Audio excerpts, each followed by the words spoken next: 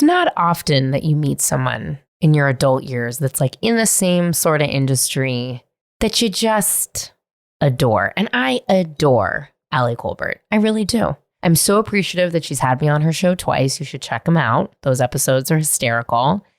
Hopefully I become a series regular. Hint, hint, nudge, nudge. But this was a long time coming. I wanted her obviously on Cool immediately because she's so cool. I will warn you, the next 45, 50 minutes of your time will be really listening to two friends catch up about the Scandival of it all, even though neither one of us watched Vanderpump. Confessions of wanting straight people to be gay and a bunch of other just tomfoolery. So sit back, relax, and enjoy. I love watching the Oscars. Oh, you're putting it in your calendar? Love it. I just love watching them. I think it's fun. I don't know. I love the red carpet and I love the award show. I'm a sucker. I get to go this year. No. Have you ever been? No. What is it going to be like? What are you wearing? Vintage Oscar de la Renta. Wow. Where'd you get that? My friend lets me borrow. Kit Vintage, shout out, follow. The best. Oh my God. You met her. You met Larry and Robin at our 420 dinner. Probably. I just don't have a face. We were so high. She was great. She's the best. They're like the funniest of all time. Wow. That's really exciting to get. And you get to sit in, like, when you say go to the Oscars, you're not just talking about the red carpet, right? I don't think I'm going to be able to go anywhere near the red carpet. I have like a ticket. Oh, so you're like, okay. So I actually got it wrong. Yeah, you're like sitting in the seats. Where are they going to put you? I don't know. I'm actually very stressed about it. I'm going with some Vanity Fair folks. So I hope they treat them well. And then by proxy, I'm treated well. And do you get to bring your wife? No. This like day and age, especially after COVID, there is like no plus ones. I like die laughing when people are like, oh my God, invite me to your work event. And I'm like, fucking insane. I can't invite anybody to anything.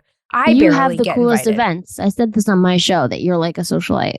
I know, but I'm like not. You are though. Like you do go to the coolest events and you have invited me to cool events, but those aren't events you're attending. Those are events that you're sort of curating. Yeah, and throwing. You didn't come to the last one. You messed up. Which was the last one? Was it the Pride thing? No, the racket party. I wasn't here probably. Yeah, you were probably like, oh, I don't know, on some insane vacation. Speaking of socialite, all you do is travel. You guys, all you do is travel. That is crazy that you think that, because what are you referring to? I'm referring to Florida last week. That's not... I'm like, referring... Oh yeah, you said that. You were like, wow, once again. I'm like, this is where like I come to like bury my relatives. This wasn't like like a bougie. I never think Florida's like, my parents are there. Where do they live? Boca. Oh, my parents are in Vero Beach. Vero Beach? But where else other than like what, Hawaii, you're thinking? Hawaii and Florida. And then Greece, our trip this summer. Which we both went. We were there. We almost went to the same trip. I mean, we did. We followed you, like we were like 2 days behind you or something. I know. That was really fun. Now I'm just like a slave to my house renovations. And so I feel like I'm never going to go on vacation again for the rest of my life, even though I was going to ask about the house. How's oh my God. Going? I had a surprise backyard renovation. I was supposed to just put in fucking hedges, and now they literally ripped out trees, and it's crazy. But I'm trying to get into a place so I can like have you guys over. I mean, you guys can come over now if you wanted to, but. But so how far along would you say, like percentage wise, in the renovation process are you?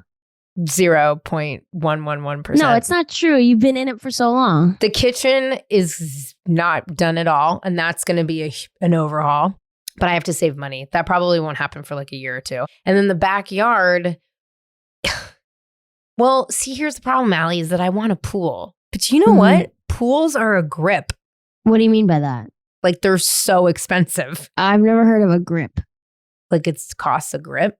Like it costs a lot. That's what that means. I know. I mean, I understand that now, but I've never heard someone say it costs a grip. I'm sure everyone's going to be talking about it on TikTok, and then you'll hear about it. You know, every time we talk, you teach me a new thing. like a new phrase. And you're like, you don't know what, you're like, you don't know what that means. And I'm like, no, I had no idea. And then people like will DM me being like, so like little phrases you say that I've never heard. I mean, like when please. you said lights out, murder, murder or something you said to me. Yeah. I still get messages about that. Well, can your 100,000, can I just get 10,000 of your 100,000 followers to follow me? I'm in this like very strange Westworld loop with Meta at the moment where I go up 100 followers and down 100 followers every day.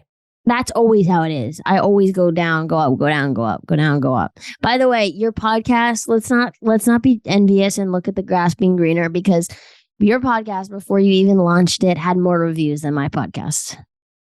No, I had launched it. No, come on. You had like 5 of your friends being like, Liz is the best. And people were like, this is the greatest podcast. No, I've you know what? ever It's not heard. any. First of all, none of my friends know how to write. And I'll just tell you this right now. My friends can't read. None of my friends, for a fucking fact, listen to my podcast. The only episode they listened to, which happened much later, was the oven scandal that happened to me, where I got ripped off by this rich lady in Pasadena for a fucking oven that I had to like. I mean, that's a whole saga in and itself. And I refused to talk about it with anyone because the story was so long. So I made a podcast about it. And that's the only episode my friends listen to. I have lovely, lovely listeners that wrote reviews for me. And I love you. And please don't stop. And please tell Please your don't stop. friends. We love you. And I just remembered something that is so perfect for this moment. And it's that I got a voicemail to my show asking what I thought about something that they mentioned you by name, and they mentioned scissoring isn't a thing. And they asked me to go to you to understand what this scandal is. And it was like a follow-up on some like bar that was like stealing money. And they said, you have to check with Liz Cully. Liz Cully spoke about this. I'm going to pull up the voicemail at some point. We'll do it at the end if you want. Yeah, But let's do it at the end. Oh my God, I love this crossover. Yeah, it was hilarious. A I've been bar meaning that to was ask you. I just stealing totally money? forgot. It was like a lesbian gay group or bar or cafe that had like taken funds from something. Oh my God. Yes, that fucking crazy bitch. Yes, I know all about this. Okay. What was it called? Hot Donnas. Hot Donnas. Yeah. I'll play the voicemail at the end of the show if you want. Yeah, play the voice. I would love you to do that, and we can pause and you can put it in. I would love that. Yeah, we can talk all about that. But there's a new part to that they were asking my opinion on, I think. Okay. Well, I actually see. This is why I love talking to you, because I had things I was going to talk to you about. Who even fucking cares? Who cares? Nice I take care. I bring curriculum. Yeah, don't worry. You do. Even though when I do your show, when I do your show, you're like, okay, well, that's it. Time's done. And I'm like, what? Come on. That episode, by the way, it came out phenomenal. And I know that the entire time we were both ridden with like, we had like very codependent anxiety. Like I was worried and you were worried, and then we were both like not okay. But it was great. I also didn't realize that the chick that you were recording. First of all, I get very insecure going to the Dear Media studio. I don't like it. I'm the only white woman I know that doesn't have some sort of show there, or didn't formerly, or doesn't currently, or doesn't future-wise have a show there. And so I feel it, you know what? The Dear Media vibe and the studio gives me mean white girl energy. Even though I love them all. It doesn't make any sense. I just feel like I'm not. They're the popular girl. Exactly. And I was never the popular girl. And so I don't feel comfortable. So I think that was already my energy. And I'm always like trying to like look nice for you, because you like film it, even though you didn't film the last one, because I don't think I was like worthy of being filmed, but like, don't even worry about it. They filmed it. It didn't go nowhere. I didn't get no TikTok clip.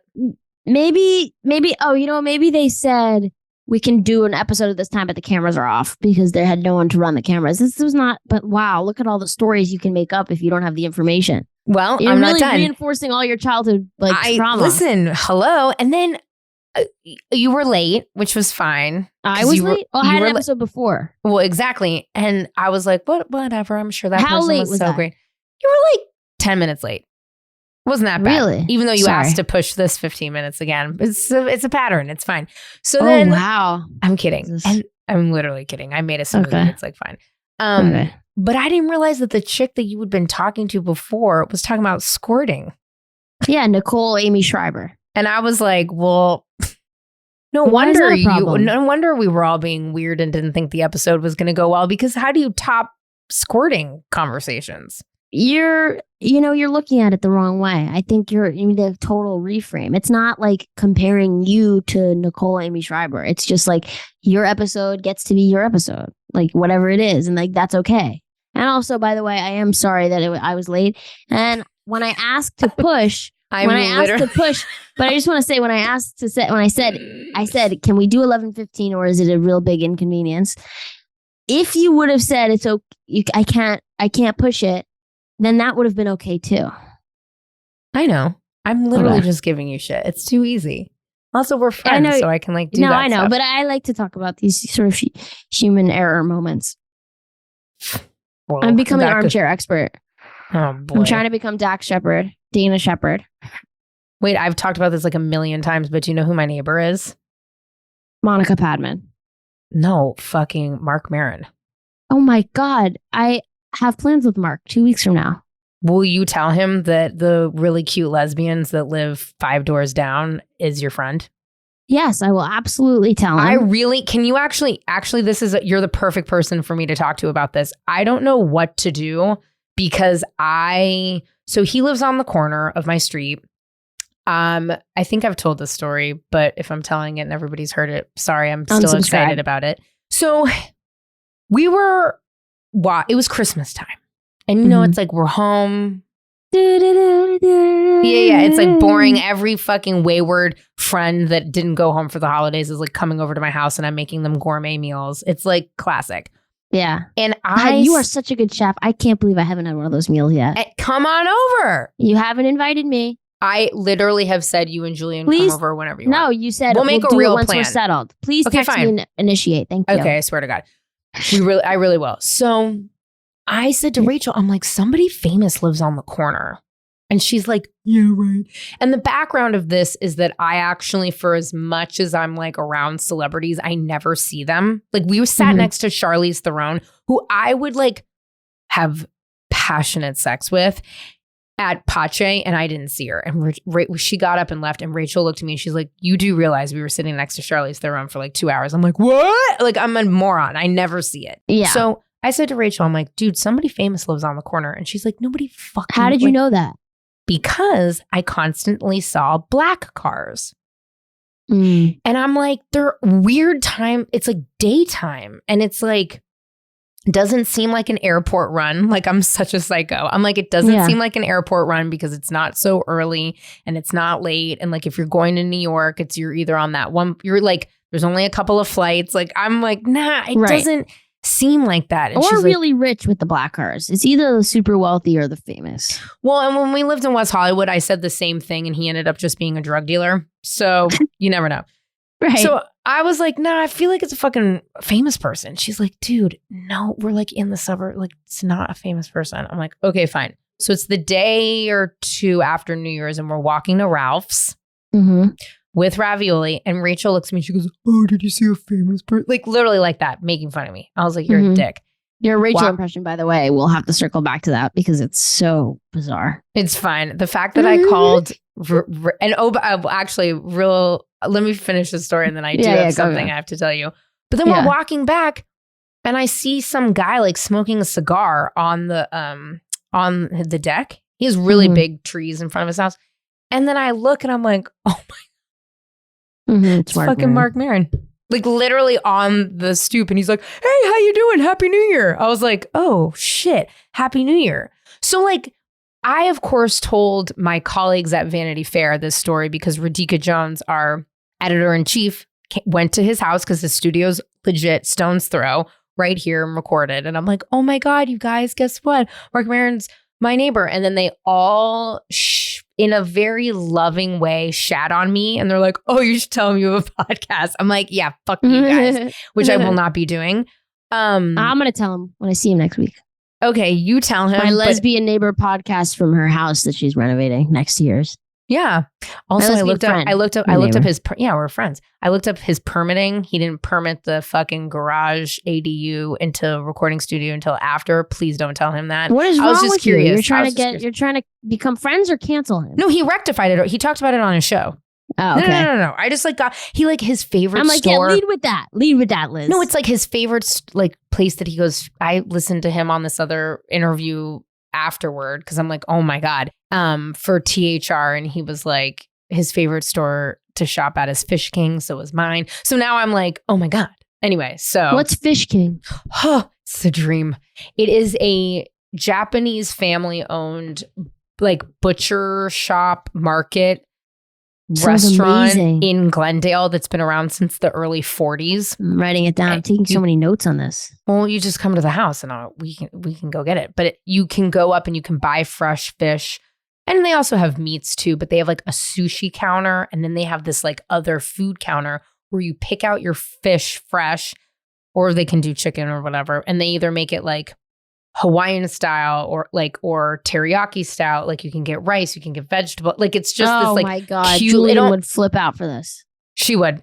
And then it's a whole market. And in the market, it's like all Asian condiment, like shit that being from San Francisco used to be in, like I took for granted, and like great Italian stuff and like this incredible wine section. And it's tiny. God. This sounds phenomenal. Anyway, tell Mark Maron that I said hi. I wanted to bring him grapefruits because we have a crazy grapefruit tree. And then I'm like, that seems weird. I don't think it's weird. And I think this might support you in kind of choosing how you want to move forward with Mark. But did you see his HBO special, the new one? Yes. Oh, I feel like, yeah, because he talks about the support he got from his neighbors during the pandemic and feeling like he was just crying alone on the street. And he, I haven't spent so much time with him, but we became friends when I was at Just for Laughs in Montreal. And he was so nice and like good to me. And we just connected and we talked and we hung out and we exchanged numbers. And he had me open for him when I was in Montreal and just like was just so. Wait, like, I did not know this. I'm dying. Yes. And yeah. But when you see him in a week or two, be like, my friend literally lives down the street. I'm going to tell him. And you come, he loves Fish King. I love Fish King. We'll get Fish King and we'll bring it over. Great. I'll text him that when I get off. Okay, I'm dead. All right. So every time I'm on your show, you do very controversial like promos about our conversations. And I don't typically get in trouble. I do? Yeah. I don't get in trouble with my wife like ever. Because I don't really say anything like, I mean, obviously I'm not going to disrespect her or like anything crazy. Yeah. But the last time, I think it was the last time I was on your show, or maybe it was the first time I like Freudian slipped and called Rachel mommy. Yeah, I remember. I wasn't making those. Some of the promos the video team would just cut and they would choose the worst things to put on TikTok. They would like clever edit me into being like I could, I'm like, homeless people shouldn't, black people, trans people. Like they would just like put a clip of me being like, don't. And I'm like, stop. Yeah. So I'm not surprised you were kind of fucked by the editing. But I was fucked by I was fucked by the popular girls. No, she didn't get upset, but she was like, hey, it was just really funny. She came into the room and she's like, do you need to talk to me about what you talked about with Ali at all? And I was like, no, I don't know. I don't even know what the fuck. Like, I don't remember. I was like, I don't know what the fuck we talked about. That question would make my heart race if Julian said that to me. No shit, it would be. That's why I'm telling you. Flip out. And then I was like, it's so leading. Just say what you want to say, no. Rachel. And she's like, well, what did you talk about? Because I can't remember. Something about like, I don't know. Basically, those fucking popular girls edited some bullshittery, and I was just like, "Oh, brother!" But I listened to the whole episode, and it was fine. Just that it was something about like, it was basically like money, mommy, and sex, something of that nature. And the way that they made it, it just seemed a lot crazier than it was. But it wasn't. It wasn't. I mean, oof. I'm grateful for that reason that Julian doesn't listen to a thing I say. Neither does Rachel. Ever, never, not once. That's why she was literally it sounds like she does. Yeah, but it's too scary because the podcast, it's loose, and I want to feel like I can be honest, and I also want to feel like I can be edgy and say things that I'm baiting a little. I feel like I bait a little on my show. You love to talk about sex. I do. All the time. Oh yeah, that's what it was. Is like if you were a Do good I? lay, you and I talked about if I thought you were like good in bed or something like that. And they the way that the promo was, I was just like, oh my God, dude. What? Get It out made of it look here. like we were gonna hook up or something. I don't know. Something about like who's good in bed. I don't know. I was just like, fucking No. dear media. God I think damn people it. are curious about it. I think I am. I think sex is just like important to like the human conversation. This is me being Dak Shepard. But the other thing I was going to say is that something else happened in our episode where in one, I don't know if it was the first episode we did or the second episode we did. I'd love to have you back and not have any prompts. But I said something about why I liked women. And I was like, and I was saying they're hot. I want to take care of them. I want to spend money on them. And you said something like, oh God, you could spend money on something like, yeah, spend money on me. That sounds amazing. Blah, blah, blah. And because of that clip of me talking about why I love women, I got so many DMs from straight girls being like obsessed with the way you talked about that really opened something up inside of me, your energy, blah, blah, blah, blah, blah. So Damn. really, you gave me a gift with that episode. I don't get hit on by straight women. I don't get hit on by anyone. Period. I think, do you not like talking about sex? I forget. That's what it is. But maybe you're sourcing that internally.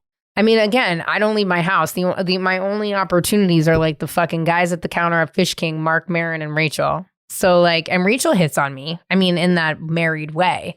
But I'm just What's saying, the like, married way?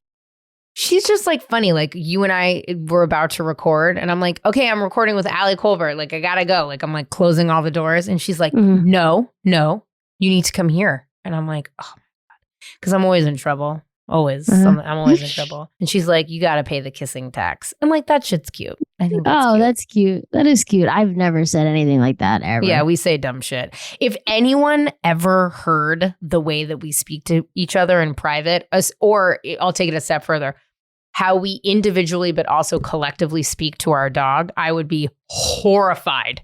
I would be mortified. God. Me too. What do you do? And I'll tell you what we do. What we do is bad. With the dog or with each other? I can't tell about each other. We can talk about the dog. The dog. The dog what do you is do so to each bad. other? Well, I sing songs to the dog because the dog sings back with me now. What does that even mean, Cully? If we sing, okay, so we got her in the pandemic and we were really going through like a Madonna phase. We were like listening to so much Madonna and like playing dominoes, playing cards. We're like locked in the fucking house. That sounds awesome. It is good.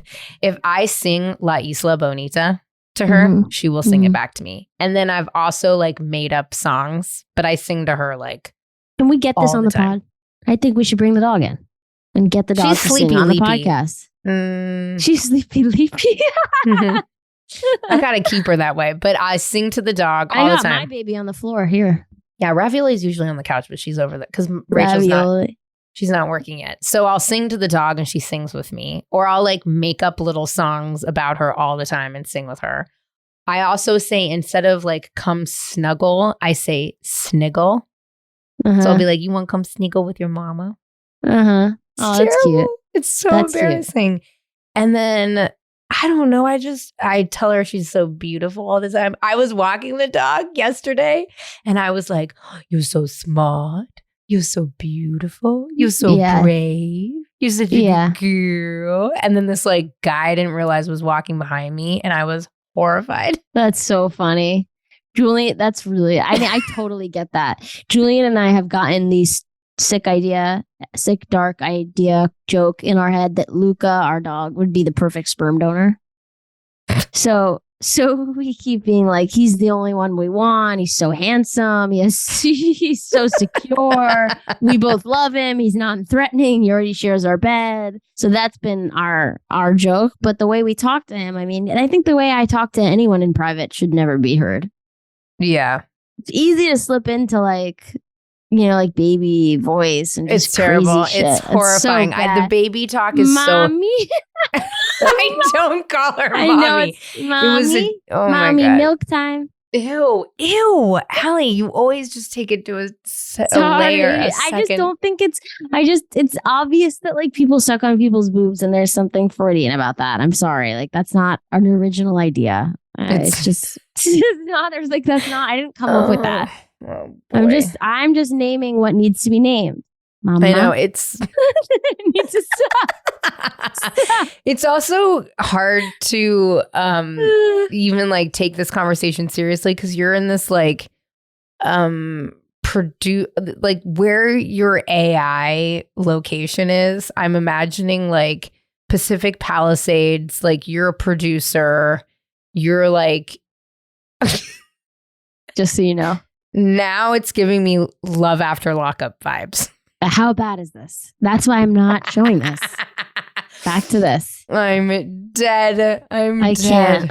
Oh my God, that's so good. Yeah. So there's so much going on in like reality TV that I don't give a singular fuck about on Vanderpump Rules. Never watched the show. Don't give a fuck. Dude. Do you love that stuff or are you into it?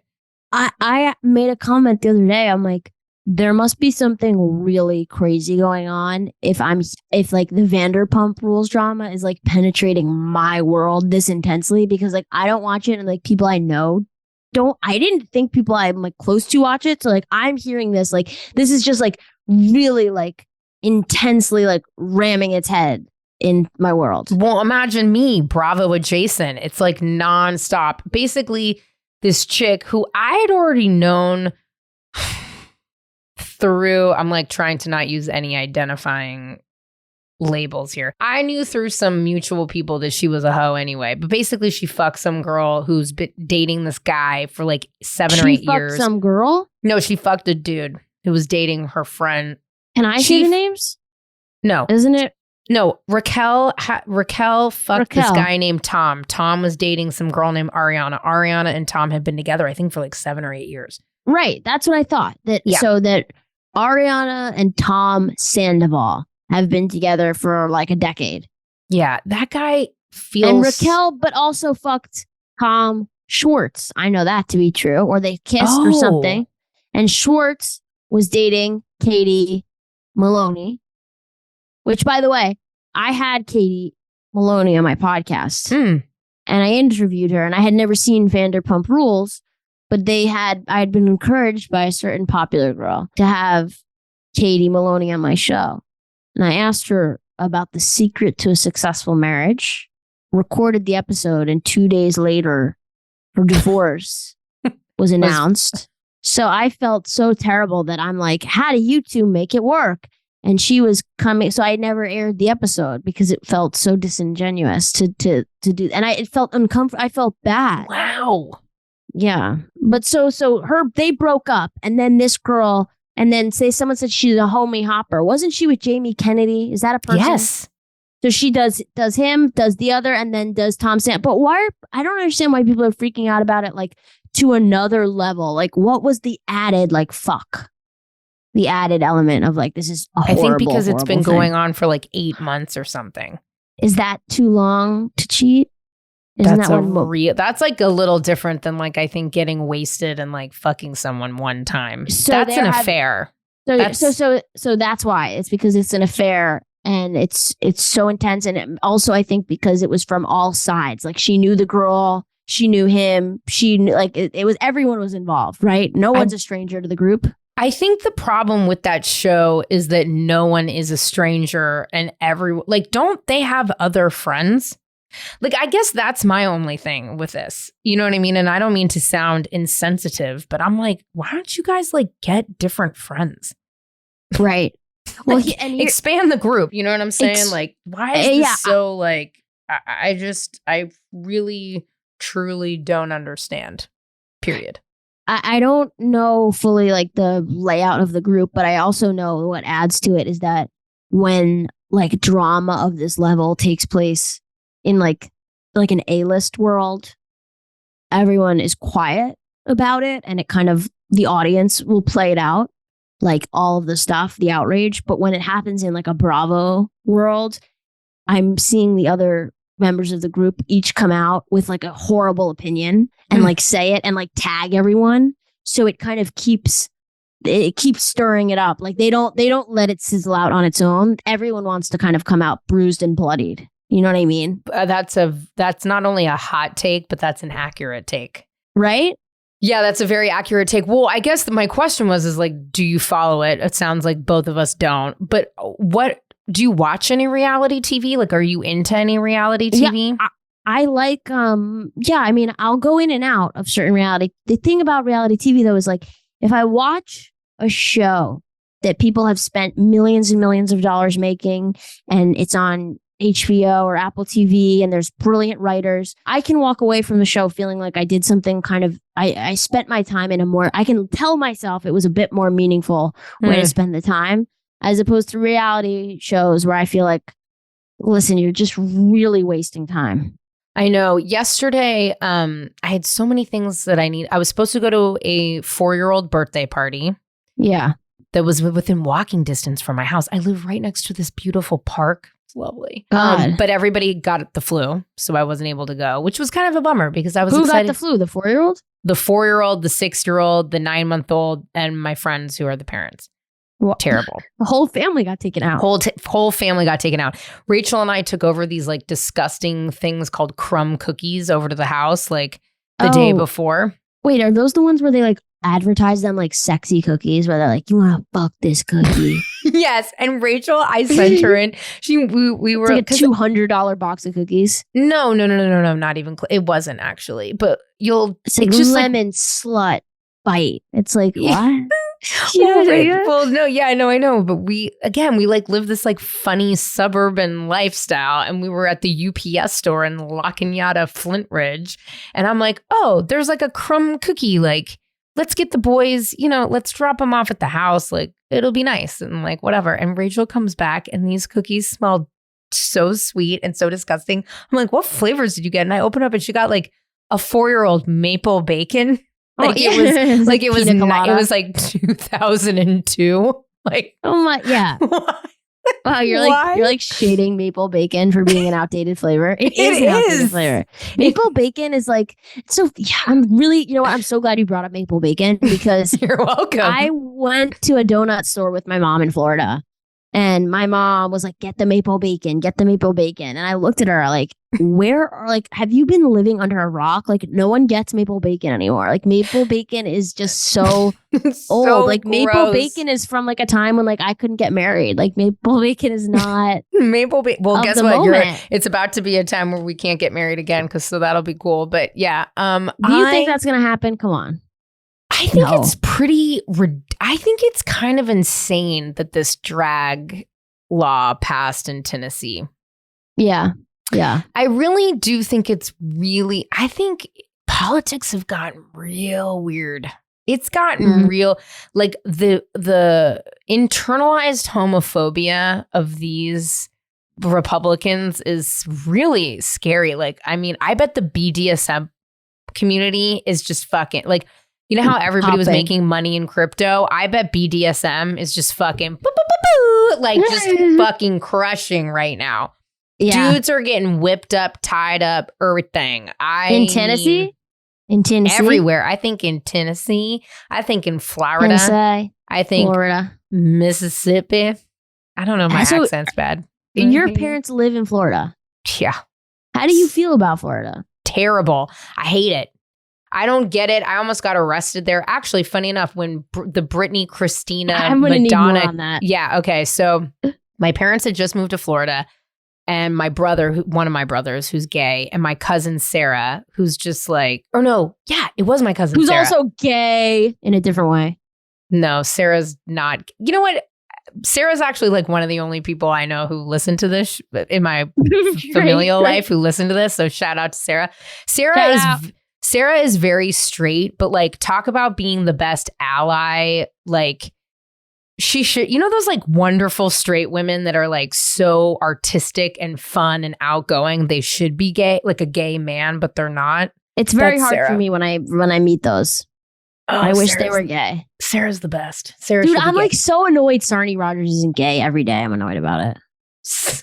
Oh my God. My friend Renee just went out to dinner with her and was like, oh, I wish Sarnie was gay. And for all the just OG. Be gay, Sarnie. For all the OG scissoring isn't a thing, listeners. Sarnie was our producer. Sarnie is responsible for putting me and Darren together and getting our show produced. Sarnie's also responsible for me being gay. You got to understand, Sarnie is like one of my bestest friends. I have seen her boobs. I've seen her body a million. She's a beautiful body. Great. There is zero sex vibe for me in Sarnie. Like, I call her Sarnzilla because she's a little monster. Like, you have to understand, Sarnie and I worked cubicle to cubicle at MySpace together. I just think that she is a part of one of the most gorgeous couples to ever walk the face of the earth. That's it. Again, I don't feel any vibe on Nick either. Okay. I mean, I'm not feeling it towards me. Certainly not. But I'm looking and I'm just observing. And I think we should put them in a museum. I cannot wait to call her and tell her this. Wait, would you have a threesome with Nick and Sarnie? Even though you don't like dudes? Would you? Where would Nick? Julian be? Oh, yeah. Foursome. Yeah. Oh, yes. I would 100% do that. But I value the friendship. I'm not trying to force my lesbianism on Nick and Sarnie. Let them be on their own. Fair enough. But of course, if they were open to it, I would say, tell me when, then I'll get an Uber Black. Oh my God. What a weird conversation to be had. I feel like I have to keep this in the podcast, but part of me wants to take it out. But I'm not. Really? Who would be offended? Rachel. I don't know. Rachel is always no, Rachel would not be. Who's gonna care? Yeah, I guess you're right. I don't think cares. Sarnie cares, even though you fucking called her right by her government name. Shit. I'm telling the world. I'm saying that she's hot. She is hot. That's it. She's just, again, no she's plan, like nothing. I'm just saying she's hot. I have such an intense love. Like, Sarnie has surpassed even friend to me. She's really gone into the just family zone. Do you know what I mean? Like, we don't talk every day. And that's like me with Nick. No, I'm joking. Oh my God, I'm dead. I'm fucking dead. I can't wait to see. Have you been to his house ever? The Dome? No, I haven't. All right, we gotta change all that. Yeah, we're gonna lose the audience. They don't care. It's because we could just talk about personal shit all day long. All right, so my big thing is that I love life after lockup. So tell me what that one is. That one essentially is it's people that meet in prison. Yeah. And then they chronicle. There's two shows. There's Life After Lockup. Oh no, I think it's Life and Love After Lockup. I think it's all the same thing. But basically these people meet people in prison and then they get out of prison and then we see them and their relationships together. 9 out of 10 times, please don't be shocked, but the person in prison was scamming the person they were in love with out of prison. But sometimes the 1%. Oh, sorry, they're both not in prison. One of them is in prison. Oh, of course. But sometimes they end up getting married and having children, and it goes on. And the crazy part is that now there's 17 seasons. Mm-hmm. I've seen them all. Now that we're in 17 seasons? Yeah. What? So now that we're in 17 seasons, some people will be reoccurring characters, and they've dated multiple people in prison and keep getting played and keep going back to the prison pool. And how do you dip your toes in the prison pool? I think Facebook.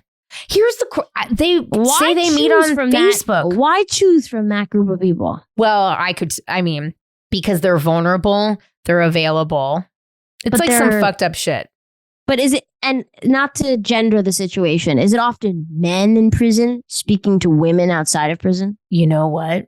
It is 50-50. And mostly the women that are in prison, the women that are in prison are actually, yes, they're scamming, but then it's also these loser predator ass dudes that I think want vulnerable women in prison. I'm telling you, listen, I love the Bravo. There are many Bravo shows that I love. Obviously, we've established that you and I don't watch Vanderpump. However, whatever, we're being thrusted into this bullshittery. But I like the ones that are a little bit more psychologically fucked up. All reality. That's the ones that I kind of gravitate towards. No, I think that's fascinating. I'm just curious though, if you're a guy and you're writing to a woman in prison, he's not scamming her, is he?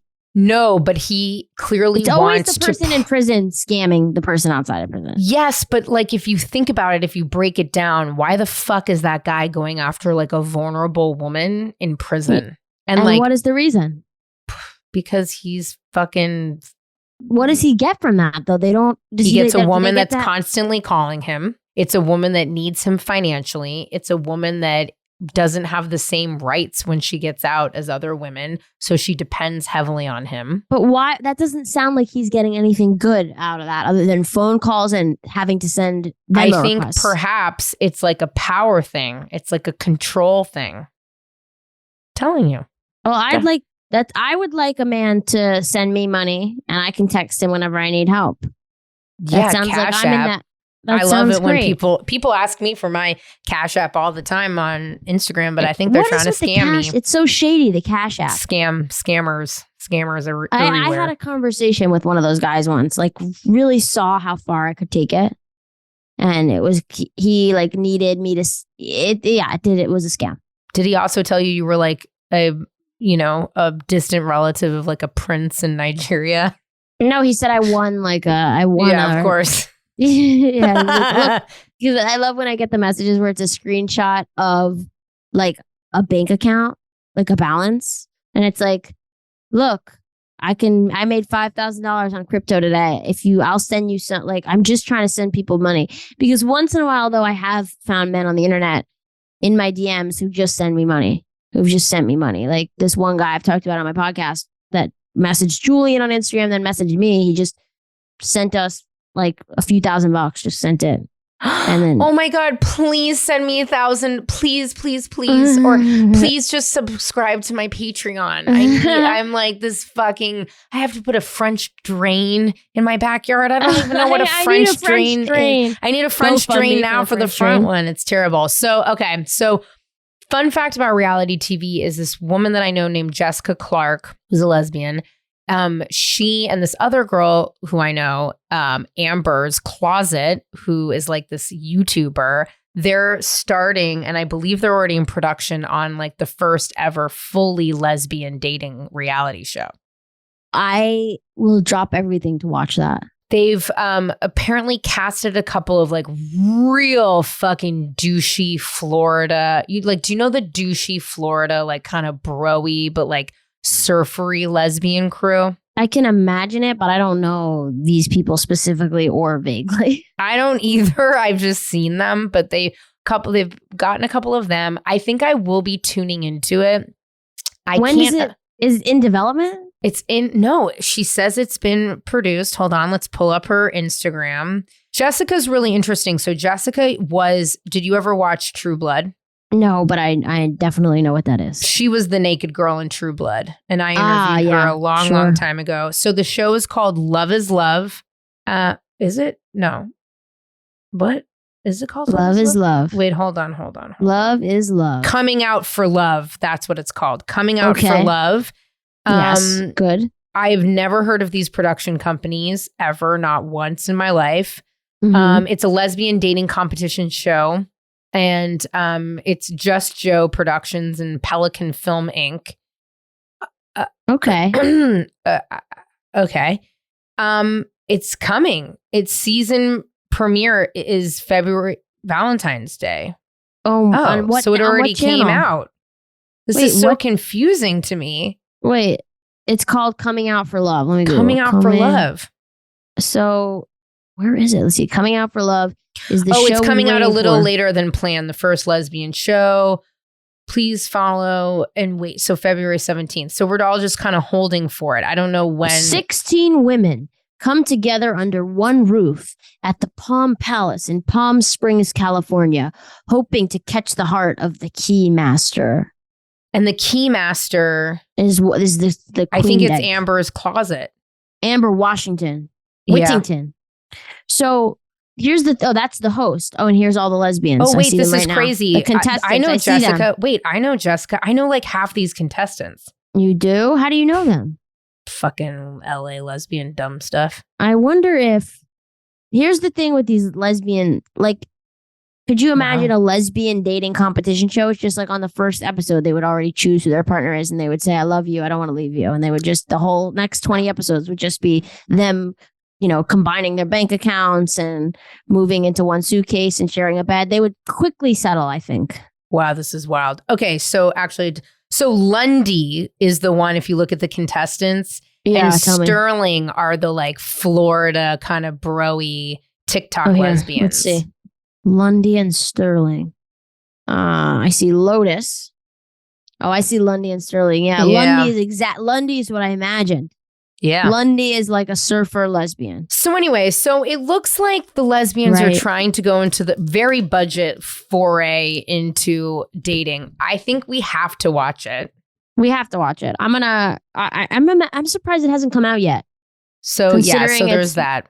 We'll monitor that. I mean, you've seen Love is what the fuck is the one? Come One, Come All, The Perfect Match, the queer one. Everyone's gay. Yeah. What did you think of that? I think it's fine. The ones that I really like are Temptation Island, where it's like couples before they decide to get married, go to an island and get drunk and fuck other people. I mean, I just like it when people have sex. Yes. Then do they really break up long-standing relationships? Yes. And why? Just for the fucking, or they say, I want to be in a relationship with this person now? Sometimes both. I want to watch that one. That one sounds really fascinating. Truly, I have to tell you, I think Temptation Island does not get the credit it deserves. What season should I watch? It was a reboot, so watch the newer ones. There's one, I'm going to text it to you, where she literally fucks on the first night, which is so great. Not that anyone can have sex as soon as you want. I don't really give a shit about that. I've had one night stands. It doesn't really matter. I am talking more about the fact that you go, it's just what a way to set the tone. You know what I mean? And they have a month. So it's damn, you're just going to fuck. And then the guy ends up being such a dick. Must feel so betrayed. Big time. Does the partner know immediately? Well, no, they play clips with no context. So talk about the promos why would you sign up for this? Talk about the promos of your show, but on steroids. Because it'll be That's funny. You feel so manipulated by the TikToks. That's hilarious. Yeah. Well, listen, I'm trying to up my presence on TikTok these days, and it's not really going anywhere. As you saw with me using that bold beauty filter and looking fucking crazy. Well, the only thing about that, the only issue I had with that, and I think everyone looks amazing at that bold glamour filter. I actually think I look goofy with it. I look fucking goofy.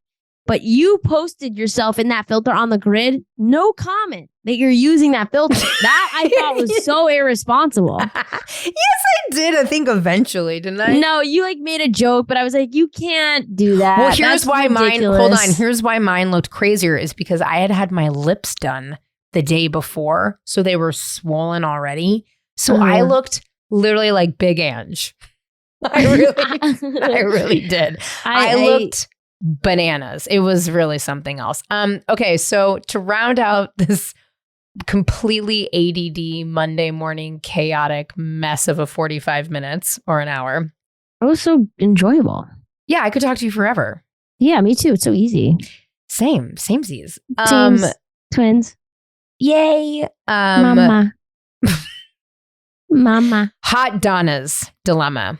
Oh, let me I brought us back. While I'm pulling it up, I'm going to give the listeners some background. So I can't help myself but offer help to people. And I really am trying to catch myself. It's actually something I'm very actively working on in therapy. I spread myself too thin. I say fucking yes to everything. I always want to help some people. It's terrible. So during the pandemic in Los Angeles, there's tons of lesbian promoters everywhere. However, during the pandemic, when we're all focused on our phones, I noticed that there was a new kind of promoter who was creating community events with the end goal of starting a new lesbian bar. And I, at the time, was really in the middle with Darren of Scissoring Isn't a Thing. We were doing quite well. I was like, oh, and the Lesbian Bar Project, which is something you guys should check out. It's a documentary. We had Leah Delaria and also Erica on our show. So we were in it. And I wanted to get more. I'm giving you the real. I'm also telling you the tale, but I'm also giving you the truth about why I got myself involved in this. Right. And you interviewed her, right? I unfortunately did. So okay. We were getting a lot of pressure from Embassy Row to increase listenership. We were being told that scissoring isn't a thing, wasn't doing well. It wasn't a priority. Not that they didn't love us, not that they didn't respect us and appreciate us, but they're like, you guys aren't really bringing in the ad revenue. And I'm like, okay, well, let's change that. Liz Cully is bringing in all the ad revenue, but whatever. So we were getting a lot of pressure. Darren was like, yeah, I don't know. Like, let's just have like Bravo people on. And like, I don't know why our numbers are bad. And I'm like, I don't know why our numbers are bad either. I don't think that they're bad, but like, okay. You know what I'm saying? So I reached out to this promoter because I'm like, well, shit, she's doing these like major events. Why don't we combine forces? Mm-hmm. So I reached out to her and she seemed cool.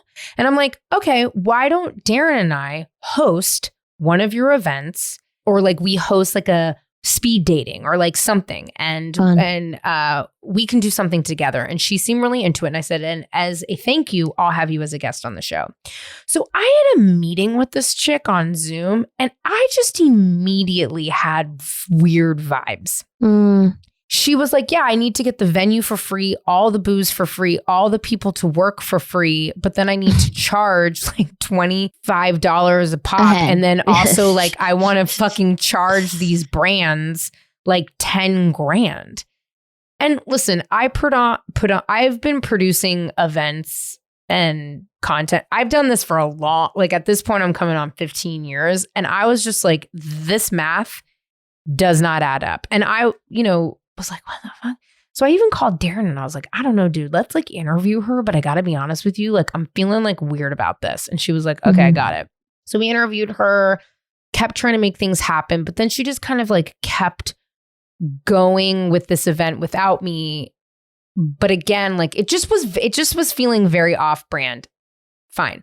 I talked to her one more time and I started to sort of like poke holes in her plan model. Again. Yeah, like I was though. I'm like, that doesn't really seem to track for me. Like, why would Jack Daniels pay you $10,000 if they're giving you $15,000 of alcohol in kind? And also, like, who's paying for the liquor like? Do you know what I mean? Again, I'm annoying because I've done this so much. She got weird, and I sort of ghosted her. She was like, "Do you want to do this?" And I was like, "No." And like, please don't reach out to any of my contacts. Which, like, fine. So some time goes on and then I see this like lesbian TikToker, Instagrammer doing this like deep dive that apparently this owner of Hot Donna's, the person I had spoken to, shuttered the Instagram, shuttered the website, never paid anybody, never paid any people, but had like basically embezzled all of this money. She had like major that's the problem with lesbians, is they're always down to help. So she had like fucking all these comedians and like big lesbians, like, hand in creating a space. Like doing all this shit for her. And she like she just apparently took the money and ran. So what I know of it is that I do know a couple of people that worked her events and they're like, no, she like owes me money. So I don't know. That's what I know of the whole situation. That's like the a update. spin-off of Bad Vegan. Totally. Where she's like, no, I was being manipulated. I had to take that money to send it back. That was a good one. Wow, that's a crazy story. All right, do you have the voicemail? Hi, Ali. My name is Jordan. I'm from LA. I wanted you to possibly touch on the Hot Donna's Clubhouse debacle. So, Hot Donna's Clubhouse, if it's not fresh in your mind, was essentially trying to be a queer collective of lesbians, non-binary people, trying to open up a bar, nightclub type situation. The business plan was unclear from the beginning, but a lot of us queer people in LA, combined resources to help out with the situation. And now the host has gone dark. It's quite a, I don't know. It's a mystery, but not really a mystery. We know what happened. She took the money and ran. But there's really no accountability being like held here. Back in, I think, 2021, Liz Cully and I can't remember her name. The people who do scissoring isn't a thing. They interviewed her. And it was like a glowing recommendation. And, obviously scissoring isn't a thing, isn't a podcast anymore. I don't think either of them have, discussed the rise and fall of the Hot Donis Clubhouse, but it's really honestly juicy and worth looking into. And I was wondering if you could speak on it or give opinions. And I wanted to know if you attended any of the events or supported at all in any way. Thank you. I love your podcast. Super refreshing. And I love that you give everybody shit. So you're fantastic. Bye. So other than you making Mark Maron and me best friends, are you like going on the road? Are you like, what's up with you? Vacations I'm planned? going to, a lot of vacation. I'm going this Thursday to the Kennedy Center performing for International Women's Day. Wow, that's a big one. I know. I did it last year. I performed, and this year I'm hosting it, the show. It's me. It's Janelle James from Abbott Elementary. Tell Janelle, I have a great cringe story about Janelle. You want to hear it right now? It's terrible. I sound like a fucking loser. I met Janelle a million years ago. A friend of mine connected us. We became Facebook friends. It was when she was a stand-up in New York, just doing whatever. My friend Dom, I think, was the one that introduced us. We would talk all the time. I tried to get her to be the first guest on Scissoring Isn't a Thing, which makes no sense because she's not gay. We never met in person. She blew up. And I saw her recently at the GQ Men of the Year Awards, and I walked up to her, and this is how I introduced myself. You ready? Hi. Yeah. So bad. Oh, I'm God. so embarrassed. Hi, I'm Liz from Facebook. Why did I say that? Oh, man. And it was like That's really so bad. awkward. And she was like standing with the other dude, like, I hate Chris dude. And I just was and she kind of blew me off and was like, what? And I'm like, oh, it's just like so crazy. You're like so famous now. And we met so many years. And then I just like kind of trailed off and walked away. So anyway, I told Janelle, I said, what's up? She probably knows who I am. Relay that message. Yeah, it's her. What else am I doing? I am going to Morocco on Julian's yoga retreat. Oh yeah, that looks tight. Why don't you and Rachel come? One, I don't have the money, and two, I would love to though. Well, maybe you don't redo your kitchen. Have to redo the kitchen. Okay, well, we're doing that. And then I just got, I don't know, hanging around. I'm hanging around for a minute. Just got booked for something? I just got booked for something? Is that what you were about to say?